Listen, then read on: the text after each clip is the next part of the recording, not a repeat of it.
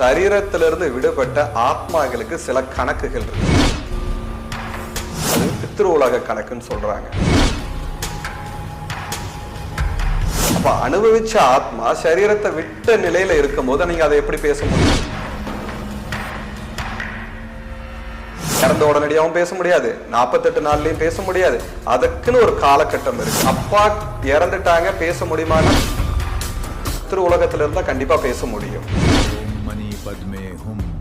அந்த இறந்து போன ஆத்மாவை நாம் தொடர்ந்து அவர்களுடைய பெயர்களை உச்சரித்து பித்ரு உலகத்தில் இருந்தால் தன்னுடன் வந்து பேசுவதற்காக அழைத்து என்னிடம் உங்களுடைய கருத்தை கொண்டு வந்து கொடுங்க, இல்லைனா என்னுடைய கேள்விகளுக்கு நீங்க பதிலை கொடுங்க அப்படின்னு சொல்லிட்டு அவர்களுக்கு திரும்பி திரும்பி அழைக்கும் போது இது எல்லாத்துக்கும் வராது. இப்போ நம்ம என்ன நினைப்போம், நம்ம கூப்பிட்டுருக்க ஆத்மா தான் உள்ள வந்திருக்கான்னு கேட்டா சொல்ல முடியாது. நம்ம அழைச்சிருப்போம், நம்ம தந்தை, இப்போ உங்க தந்தையை கூப்பிட்டு நீங்க வந்து ஓஜா போர்டு உட்கார்ந்து வச்சிருப்பீங்க, ஆனா தந்தை தான் வந்தாரா? ஆத்மா மறுபிறவி எடுக்குமா? சரீரச்சா இருக்கக்கூடிய ஆத்மா கண்டிப்பா மறுபிறவி எடுக்கும்.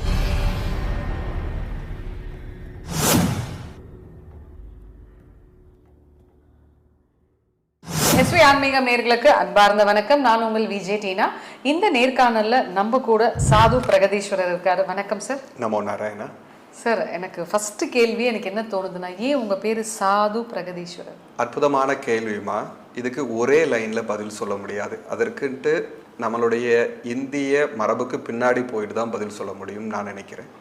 ஏன் பின்னாடி போயிட்டு பதில் சொல்லணும்னா, இப்போ சித்தர்கள் அப்படிங்கும்போது ஞானம் பெற்றவர்களை நம்ம குறிப்பிடுறோம், ஞானிகள்ங்கிறவங்களும் ஞானத்தை பெற்றவர்களை குறிப்பிடுறோம். ஆனால் அந்த சாதுங்கிற சொல் அந்த ஞானத்தை பெறுவதற்கான பயணத்தில் இருப்பவர்களை குறிக்கக்கூடிய சொல்லாக நம்மளுடைய மரபுகளில் இருக்குது. அதனால அந்த சாதுங்கிறது நான் இன்னும் அந்த பயிற்சிகள்லையும் அந்த வழிகள்லையும் பின்பற்றி பயணம் பண்ணிட்டு இருக்கிறேன். நாளைக்கு இறைவனுடைய ஆசீர்வாதம் இருந்தால், என்னால் அந்த பரம்பொருளை உணர முடிந்தால், கிடைக்க வாய்ப்பு இருந்தால், இந்த சாதுங்கிற பேர் கடவுள் எனக்கு கொடுக்க வேண்டிய அடுத்த கட்ட பேராக நான் எதிர்பார்த்துட்டு இருக்கிறேன். சார், ரொம்ப அருமையான விளக்கம் கொடுத்தீங்க சார். ஆக்சுவலா வந்துட்டு நிறைய கேள்விகள் உங்ககிட்ட கேட்கணும் அப்படின்னு தோணுது. ஆனா இன்னைக்கு வந்து ஒரு வித்தியாசமான ஒரு டாபிக் உங்ககிட்ட முன்வைக்கலாம் அப்படின்னு இருக்கோம். ஆத்மாவை பத்தி என்ன நினைக்கிறீங்க?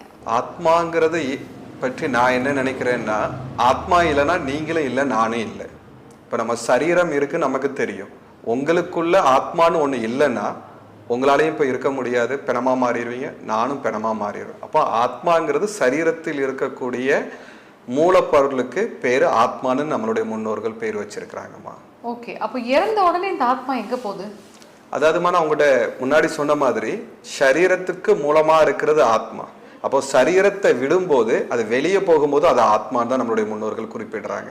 அப்போ அது இறந்த பிறகு எங்க போகுது எங்க வருதுங்கிறது அதோடைய கர்ம வினைகளை பொறுத்து தான் இருக்க தவிர அது எங்க போகுது எங்க வருதுங்கிறத நம்மளால குறிப்பிட முடியாதுமா. ஓகே, இப்போ நிறைய பேர் சொல்லுவாங்க இறந்த ஆத்மாக்களோட ஈஸியா பேசலாம் அப்படின்னு சொல்லிட்டு சில பேர் சொல்லுவாங்க. சில பேர் சொல்லுவாங்க ஆத்மா கூடலாம் பேச முடியாது அப்படின்றாங்க. ஆக்சுவலா இறந்தவங்களும் அந்த ஆத்மாவோட பேச முடியுமா? அதாவதுமா, சிலவங்க சொல்லுவாங்க பேச முடியும், சிலவங்க சொல்லுவாங்க பேச முடியாதுன்னு சொல்றீங்க. இப்போ பேசுறவங்கன்னு சொல்றவங்க சரியான முறையில பேசுறாங்களா அப்படிங்கிறது ஒரு கேள்விக்குறி இருக்கு. பேச முடியாதுன்னு சொன்னவங்க முயற்சி பண்ணாங்களா அப்படிங்கிற ஒரு கேள்வி இருக்கு. இந்த ரெண்டுக்கு வித்தியாசம் இருக்கு.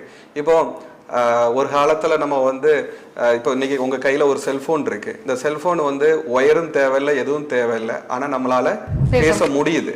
ஆனா ஒரு காலத்துல இப்படி ஒரு விஷயம் ஒண்ணு இருக்குதுன்னு நம்ம சொன்னா யாராவது நம்புவாங்களா? நம்பியிருக்கவே மாட்டாங்க. இல்லை, ஒயர் இல்லாம ஒரு தொடர்பு இல்லாம இன்னொரு இடத்துல இருந்து இன்னொரு விஷயத்த கடத்த முடியும் அப்படின்ட்டு ஒரு 50 வருஷத்துக்கு முன்னாடியோ இல்லைன்னா ஒரு 100 வருஷத்துக்கு முன்னாடியோ யாருக்கிட்டயா சொன்னா நீங்க பேசினா என்ன சொல்லுவாங்க? சிரிச்சிருப்பாங்க. அப்போ அது சாத்தியமா தானே இருக்கு. அப்போ ஆத்மாங்கிறது சரீரம் இல்லாத ஒரு நிலை. அதை தொடர்பு கொள்ள முடியாதுன்ட்டு முயற்சி பண்ணாதவங்க சொல்லக்கூடிய வார்த்தையை தவிர முயற்சி பண்ணால் கண்டிப்பாக நம்மளால பேச முடியும். ஓகே, நீங்க ரெண்டு விஷயம் முன் வச்சீங்க, ரொம்ப அருமையா இருந்தது. பேசுறவங்க எல்லாம் சரியா பேசுறாங்களா? இன்னொன்னு, பேச முடியாதுன்னு சொல்றாங்க ட்ரை பண்ணாங்களா? இப்போ நீங்க ட்ரை பண்ணிருக்கீங்களா? அதாவதுமா, இது வந்து அற்புதமான கேள்வி. இது நேரடியான ஒரு கேள்வி. அதை ட்ரை பண்ணி என்னால பேச முடியறதுக்கான சூழல் இருந்தப்ப தான் உங்களுக்கு நான் பதில் சொல்ல முடியும். இல்லைன்னா நான் வந்து எப்படி பதில் சொல்ல முடியும்? இப்போ நீங்க வந்து பல நேரங்கள்ல பல பேருடன் உரையாடி அனுபவம் பெற்ற பிறகுதான் இன்று கேமரா முன்னாடி உட்கார்ந்துட்டு இருக்கீங்க. நான் வந்து எடுத்த உடனடியே அவங்கள போய் கேமரால உட்கார சொன்னா உட்கார முடியுமா? முடியாது. அதே போல நானும் சின்ன சின்ன அனுபவங்கள் மூலமாகவும் என்னோட குருவின் வழிகாட்டுதல் மூலமாகவும் அதை உணர்ந்ததுனால உங்ககிட்ட பேச முடியுதே தவிர, இல்லைன்னா என்னாலையும் நானும் முடியாத அந்த தெரியாத என்று பேசக்கூடிய ஒரு நபராக நான் இருந்திருக்கலாம், இல்லைன்னா எல்லாரும் பேசுவாங்க கூடிய பேச்சு வழக்கில் உள்ளவங்களாகவும் நான் இருந்திருக்கலாம். எனக்கு ஒரு ரொம்ப நாளா ஒரு கேள்வி, சந்தேகம், தனிநபரோட சந்தேகம், மக்களோட சந்தேகத்தை நான் முன்வைக்கிறேனே. இப்போ ஒரு ஆத்மா இறந்து போயிடுச்சு அப்படின்னா அது எத்தனை நாளுக்குள்ள பேசணும்? சில பேர் சொல்லுவாங்க அது காரியம் முடிகிற வரைக்கும் பேசிடணும். சில பேர் சொல்லுவாங்க 20 வருஷம் ஆனாலும் அந்த ஆத்மாவை பேர் சொல்லி கூப்பிட்டா வந்து பேசுன்றாங்க. இதுல எதுதான் உண்மை? அதாவது மனிதன் வந்து வருடத்துக்கு 365 நாட்கள்னு வச்சிருக்கிறான், நாளுக்கு 24 மணி நேரம்னு வச்சிருக்கிறான். அதே மாதிரி சரீரத்திலிருந்து விடுபட்ட ஆத்மாக்களுக்கு சில கணக்குகள் இருக்குமா, அது பித்ரு உலக கணக்குன்னு சொல்றாங்க. இப்போ இறந்து சரீரத்தை விட்டு போன ஆத்மாவை உடனடியாக நம்மளால தொடர்பு கொள்ள முடியாது. ஏன் தொடர்பு கொள்ள முடியாதுன்னா அது ரொம்ப ஆக்ரோஷமா இருக்கும், ஏன்னா சரீரமற்ற நிலையில இருக்கும். இப்போ அந்த சரீரத்துல அது வாழ்ந்திருக்கும், காப்பி குடிச்சிருக்கும், நல்ல சுகமா வந்து பெட்ல நல்லா படுத்துட்டு இருந்திருக்கும், நல்ல சுகங்களை அந்த சரீரத்தோட அனுபவிச்சிருக்கும். அப்ப அனுபவிச்ச ஆத்மா சரீரத்தை விட்ட நிலையில இருக்கும் போது நீங்க அதை எப்படி பேச முடியும்? அது ரொம்ப ஆக்ரோஷன உடம்பற்ற நிலையில இருக்கு. அப்போ அதற்கான காரிய உடம்புகள் வருவது வரைக்கும் காத்திருந்தால் மட்டும்தான் அந்த ஆத்மாட்ட பேச முடியும். இந்த கணக்கு பித்ரு உலக கணக்குன்னு ஒரு கணக்கு இருக்குமா. இறந்த உடனடியாகவும் பேச முடியாது, 48 நாள்லயும் பேச முடியாது. அதற்குன்னு ஒரு காலகட்டம் இருக்கு, அதன் மூலமா தான் அவங்ககிட்ட பேச முடியும். சரி, இப்ப எங்க அப்பா வந்து இறந்துட்டாரு, அவர் கூட பேச முடியுமா உங்களால? இல்ல இப்ப அவர் என்ன பண்றாருன்னு சொல்ல முடியுமா? அற்புதமான கேள்விமா. இப்போ அப்பா இறந்துட்டாங்க, பேச முடியுமானா பித்ரு உலகத்துல இருந்தா கண்டிப்பா பேச முடியும்.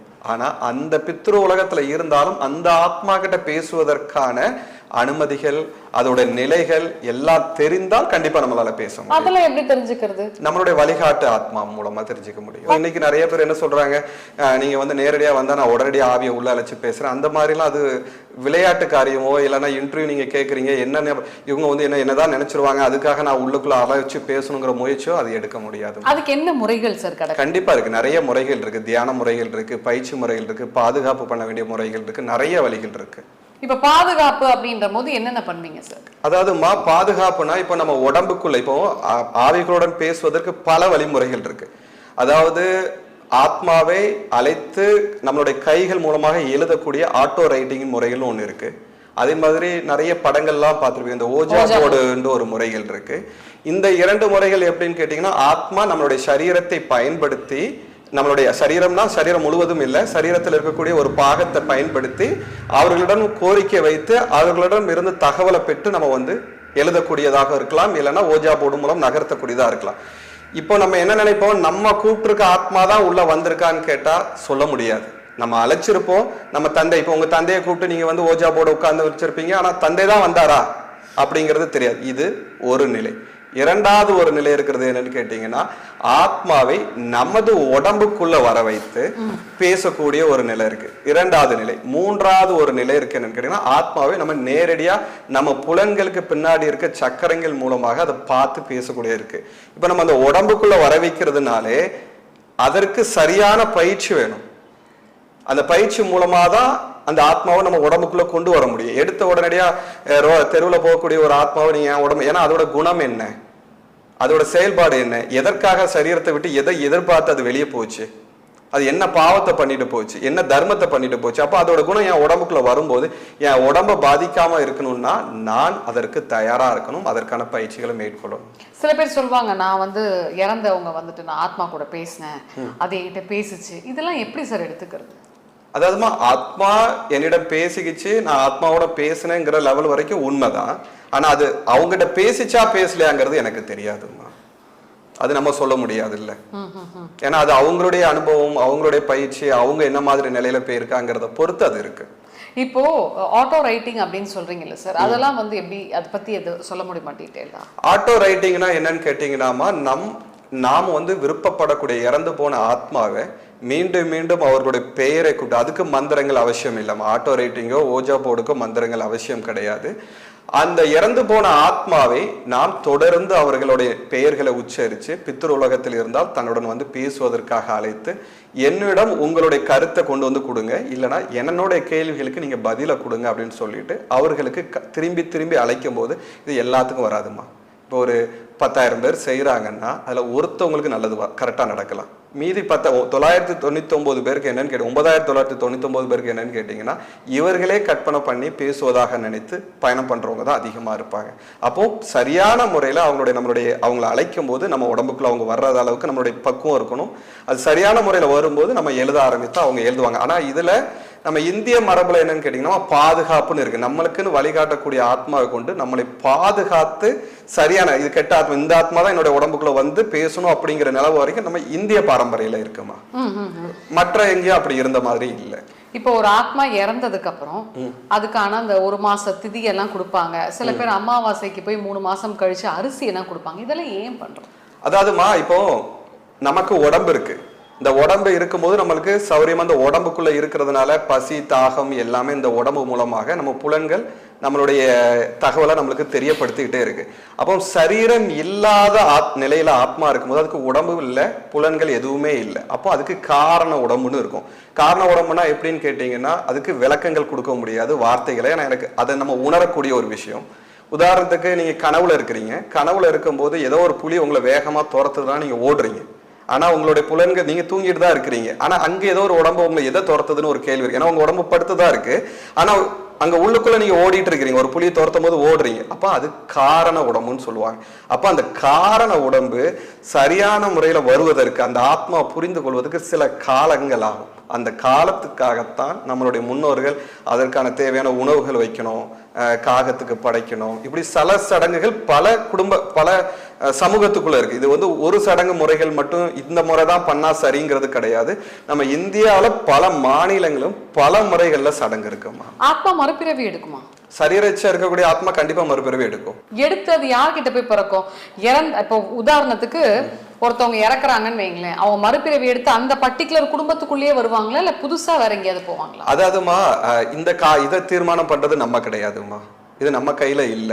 அந்த ஆத்மா பக்குவத்தை பொறுத்து. அதே மாதிரி இன்னொரு விஷயம் புரிந்து கொள்ள வேண்டுமா. இப்போ நம்ம வீட்டுல இருக்கக்கூடிய ஒருத்தவங்க தவறிட்டாங்க, அவங்க சரீரத்தை விட்டு வெளியே போயிட்டாங்க. அவர்களுக்கு இந்த குடும்பம் மேல அன்பு இருந்தாலும் அவர்கள் மீண்டும் வந்து பிறக்கக்கூடிய காலம் எப்போன்னு தெரியாது. அப்படி வரும்போது அவர்கள் வாழ்ந்தவர்கள் தான் இங்க இருப்பாங்களான்னு சொல்ல முடியாது. இங்கேயும் வந்து இறப்புகள் நடக்க ஆரம்பிச்சிருக்கோம். அவங்க இளமை இப்போ திருமணம் ஆகி கணவருடன் வாழ்ந்துட்டு இருப்பாங்க. அந்த அம்மா ஒரு 70 வயசு வரைக்கும் வாழ்ந்திருப்பாங்க. அவங்க இருந்திருப்பாங்க. மீண்டும் அங்க மகன் இருக்கலாம். இவங்க வந்து பிறக்கும் போது இங்க இருக்கக்கூடிய பயணம் என்னன்னு நம்மளுக்கு தெரியாது. அப்போ பிறப்பு இறப்புங்கிறது கண்ணுக்கு தெரியாத ஒரு சூட்சமமான கடவுள் கையில இருக்கு. அந்த கடவுள் எங்க கொண்டு போய் விதைக்கிறாரு, எங்க கொண்டு பண்றாருங்கிறது நம்ம கர்மாவை பொறுத்து பயணம் இருக்குமா. இப்போ சில பேர் சொல்லுவாங்க இவங்க கொளுத்தி செத்துட்டாங்க, இவங்க ஆக்சிடென்ட்ல செத்துட்டாங்க, இவங்க ஒரு மாதிரி அபால போயிட்டாங்க. அது மாதிரிலாம் வந்து இறக்குற ஆத்மா இன்னொருத்தவங்க மேல எல்லாம் ஏறுமா சார்? அதாவதுமா இதுவும் நான் உங்கள்கிட்ட ஆரம்பத்துல சொன்ன மாதிரி 10,000 பேர் அதை முயற்சி பண்றாங்கன்னா அதுல ஒருத்தவங்க சக்சஸ் ஆகுற மாதிரி இங்க 1,00,000 பேர் இறக்குறாங்கன்னா அதுல ஒரு ஆத்மா 2 ஆத்மாக்கு மட்டும் அந்த சக்தி ஆக்ரோஷ சக்தி இருந்ததுன்னா அதுவும் சில உடம்புகளுக்குள்ள போகிறதுக்கு இப்போ நல்ல மன தைரியம் இருக்கிறாங்க, ரொம்ப தைரியமா இருக்கிறாங்க, அவங்களோட சக்கரங்கள்லாம் ரொம்ப ஸ்ட்ராங்கா இருக்குன்னா அவங்க உடம்புலலாம் புகர முடியாது. என்ன நினைச்சாலும் உள்ள புகர முடியாது. அப்போ யாரு பலகீனமாக இருக்கிறார்களோ அதுல இத்தனை லட்சம் ஆத்மா இறந்ததுல ஏதாவது 1-2 ஆத்மாக்கள் உடம்புல வந்து முயற்சி பண்ணலாமே தவிர எல்லா ஆத்மாவும் எல்லா உடம்புலயும் புகர முடியாது. அதே மாதிரி எல்லா ஆத்மாவும் போகிற அளவுக்கு நம்ம உடம்புக்குள்ள இருக்க ஆத்மா வலியும் விடாது. இப்ப நமக்குள்ளே ஒரு ஆத்மா இருக்கதானே செய்யுது. அப்போ இன்னொருத்தவங்க உள்ள வந்து உட்காரணும்னா இங்க இருக்கிறவங்க காலி பண்ணியாகும். அப்போ எல்லாத்தாலையும் முடியாது, எல்லா ஆத்மாவாலையும் முடியாது, எல்லாருக்குள்ளேயும் உடம்புல புகர முடியாதுமா. தகனம் பண்ணுவாங்க, சுடுகாடு இடுகாடுன்னு சொல்லுவாங்க. இந்த இடத்துல ஆத்மா உண்மையாலுமே இருக்குமா? இருக்காதுமா. ஏன் இருக்காதுன்னு கேட்டீங்கன்னா இப்ப பெருவாரியா என்ன சொல்றாங்க, சுடுகாடு இல்லைன்னா கல்லறை இருக்கக்கூடிய பகுதிகள்ல ஆத்மா இருக்கும், பேய் நடமாட்டம் இருக்கும், அங்க போகாது அப்படிங்கிற மாதிரி சொல்றாங்க. இதுக்கு நான் ஒரு விளக்கம் என்னுடைய கூட இந்த கேள்வி நிறைய பேர் கேட்பாங்க. அவங்களுக்கு எல்லாத்துக்கும் நான் ஒரு விளக்கம் கொடுப்பேன். என்ன விளக்கம் கொடுப்பேன்னா, நம்ம காரு பங்களா பெரிய இடத்துல சந்தோஷமா வாழ்ந்துட்டு இருக்கிற நம்மளை கொண்டு போயிட்டு சுடுகாட்டுல உட்கார வச்சா உட்கார்ந்துருப்போமா? சத்தியமா ஓடி வந்துடும். அப்போ இறந்த ஆத்மாவுக்கு மட்டும் என்ன அங்க என்ன வீடா கட்டி வச்சிருக்கிறாங்க? அதனால அங்க அதால இருக்க முடியாது. ஏன்னா எதுல பழக்கப்பட்டுச்சோ, எங்க பழக்கப்பட்டிருக்கோ அங்க அந்த ஆத்மாவால இருக்க முடியுமே தவிர இறந்த இடத்துல இருக்காது. அப்ப நீங்க கேட்கலாம், அங்க போனா மட்டும் ஏன் ஒரு மாதிரி இருக்குன்னு எல்லாரும் சொல்றாங்க அப்படின்னு கேட்டீங்கன்னா, தொடர்ந்து ஒரு இடத்துல துக்கம் நடந்துகிட்டே இருக்கும்போது நம்மளுடைய புலன்கள் அங்க போனாலே தானா துக்கம் வர ஆரம்பிச்சிடும். ஆத்மா வழிகாட்டுமா? இப்போ உதாரணத்துக்கு ஒரு வீட்டுல வந்து ஒரு ஒரு ஒரு ஒருத்தவங்க இறந்துடுறாங்கன்னு வைங்களேன். அவன் அந்த ஃபேமிலியில இருக்க கூடிய ஒரு பிடிச்சவங்கன்னு இருப்பாங்க இல்லையா, அவங்களுக்கு வந்து அது ஒரு வழிகாட்டியே இருக்குமா? இருக்க வாய்ப்பு இருக்குமா? ஏன்னா எனக்கு ஒரு அனுபவம் ஏற்பட்டிருந்தது. அவர் வந்து மும்பையை சேர்ந்தவர். அவரு, நான் பொதுவாக என்னுடைய விஷயம் ஒன்று சொல்றேன். நான் வந்து இந்த ஆவிகளோட சம்பந்தமான என்னோட குரு கூட ஆராய்ச்சி மேற்கொண்டு அது உண்மைங்கிறத தெரிந்து கொண்டவன். யாரு நல்லா விருப்பப்பட்டு கத்துக்கணும்னு ஆசைப்படுவாங்க, ஏன்னா இந்த கத்துக்கிட்டு இது மூலம் பணம் சம்பாதிக்கலாம், இது மூலம் புகழை சம்பாதிக்கலாம் நினைக்கிறவங்க கிட்ட நான் விலகி போயிறது என்னுடைய பழக்கம். இதன் மூலம் ஞானத்தை பெற முடியும். இதுவும் ஞானத்தை காட்டக்கூடிய பாதை தான். இது மூலம் ஞானத்தை தெரிஞ்சுக்க விரும்புகிறவர்களுக்கு நான் கற்றுக் கொடுத்துருக்கிறேன். இப்படி சில நேரங்களில் நான் பயணம் பண்ணும்போது ஒவ்வொரு அனுபவம் ஏற்படும். அப்படி ஒரு அனுபவம் எனக்கு ஏற்பட்டுச்சு. ஒருத்தர் வந்து தொடர்ந்து எனக்கு வந்து உடம்பு சரியில்லாமல் இருந்துக்கிட்டே இருக்கு குருஜி, நீங்கள் ஏதாவது பிரார்த்தனை பண்ணுங்கன்னு தொடர்ந்து எனக்கு சொல்லிக்கிட்டே இருந்தார். ஒரு வாட்டி சொன்னால் பரவாயில்ல, ஒரு 10-15 வாட்டி என்னை பார்க்கும் போதெல்லாம் அவர் சொல்லிட்டு இருந்தார். சொல்லிட்டு இருக்கும்போது சரி பார்ப்போமே அப்படின்னு சொல்லிட்டு அவர் கையை கொடுத்து எனக்கு பிடித்த என்னோட குரு எனக்கு கொடுத்த மந்திரத்தை நான் சொல்லும் போது என்னால் ஒரு ஒரு ஒரு விஷயத்த உணர முடிஞ்சது. அவரை சுற்றி ஒரு ஆத்மா இருக்கிறத என்னால் உணர முடிஞ்சது. அப்போ எனக்கு அந்த உணர முடிஞ்சதை தவிர ஆனா அந்த ஆத்மா என்ன ஆத்மான்னு எனக்கு அது தெரியல. அப்போ நான் அவர்கிட்ட பேசி முடிச்சுட்டு அவருக்கு ஹீல் பண்ணி முடிச்ச பிறகு அடுத்த நாள் சொன்னார், நல்லா தூங்கினேன் சாமி இன்னைக்கு அப்படின்னாரு. அப்படியா, ரொம்ப நல்ல சந்தோஷம். அப்போ நான் அவர்கிட்ட கேட்டேன், அவருடைய வரலாறு என்னன்னு கேட்க ஆரம்பிக்கும் போது அவரு 6 மாத குழந்தையா இருக்கும் போதே அவங்களுடைய தாய் தவறி இருக்காங்க. அப்போ 6 மாதமா இருக்கும்போது தாய் தவறின பிறகு தகப்பனுடைய வாழ்க்கையில அவர் தகப்பன் குடிகாரரா இருந்திருக்காரு. அந்த தாய் அவருடையே பயணம் பண்ணிட்டு இருக்கிறத அவர் அடுத்த நாள் வந்து அவர் பேசும்போது என்னால உணர முடிஞ்சது. அப்போ எனக்கு ஒரு விஷயம் புரிஞ்சது என்னன்னா, சில ஆத்மாக்களால சில ஆத்மாக்களுக்கு சோலுக்கு வந்து சிலவர் வாழ்வதற்கு ஒரு சப்போர்ட் பண்றதுக்காகவும் கூடையும் பயணம் பண்றது இருக்கு. இது லட்சத்துல ஒண்ணுதான். நான் கூட ஒண்ணு கேள்விப்பட்டேன் சார். ஆனா அதான் அதை தான் கேட்டேன். இப்போ ஒருத்தவங்க இருக்கிறாங்க அப்படின்னா அந்த அந்த அந்த பெண்ணுக்கு வந்து கல்யாணம் ஆயிடுச்சு. அந்த பையன், அதாவது அந்த கணவன் வந்து அந்த பொண்ணை திட்டும் போதெல்லாம் வந்து ஏதோ ஒரு வகையில அந்த பொண்ணோட பாட்டி வந்து இந்த பொண்ணுக்கு சப்போர்ட் பண்றதா அவ ஃபீல் பண்றா. இது அவளோட இமேஜினேஷனா இல்ல என்னன்னு தெரியல. இதுக்கும் வந்துமா இதுதான் வந்து என்னன்னு கேட்டீங்கன்னா, நான் முன்னாடி சொன்ன மாதிரி சில நேரங்கள்ல அவங்க சின்ன வயசுல இருந்து அவங்க பாட்டி கூடயே வளர்ந்துருக்கலாம். அவங்க வந்து சின்ன சின்ன பிரச்சனைகளுக்கு தன்னோட பாட்டிகிட்ட சொல்லி சொல்யூஷன் கேட்டிருக்கலாம். இல்லைன்னா பாட்டி வந்து மற்றவங்க வீட்டில் அன்பு காட்டாத விட அன்பு பாட்டி கொடுத்ததாக இருக்கலாம். அப்போது அவர்களுக்கு ஒரு பிரச்சனை வரும்போது பாட்டி எனக்கு உதவ சுயமாகவே பாவனை பண்றவங்க 99.9% இருக்காங்க. பாவனை பயங்கரமா பண்றாங்க. அப்போ அந்த ஒரு பங்கு இல்ல இது வந்து இல்ல இதெல்லாம் இருக்காதுன்னு நம்ம சொல்ல முடியாது. அது ஒரு பங்கு இருந்திருந்தனா இந்த பாட்டி உண்மையில அவங்க ஆலோசனை கொடுத்துருந்தாங்கன்னா, அதனால எனக்கு தெரியாது.